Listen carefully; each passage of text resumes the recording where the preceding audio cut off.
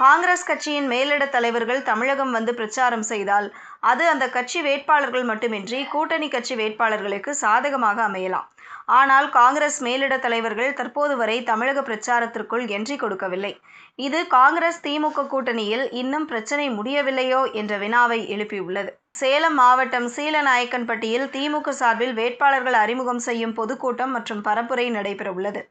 இதில் முதல்வர் ஸ்டாலின் பங்கேற்கிறார். சேலம் என்பது அதிமுக பொதுச் செயலாளரும் எதிர்க்கட்சி தலைவருமான எடப்பாடி பழனிசாமியின் சொந்த மாவட்டமாகும். இது அதிமுகவின் கோட்டையாக உள்ளது. இதனால் இந்த பிரச்சாரத்தில் பங்கேற்க வரும்படி ராகுல் காந்திக்கு அழைப்பு விடுக்கப்பட்டது.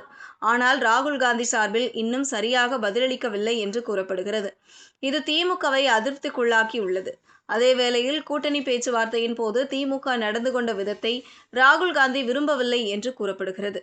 இதனால்தான் அவர் தமிழக தேர்தல் பிரச்சாரத்திற்கு இன்னும் வராமல் இருப்பதாக கூறப்படுகிறது.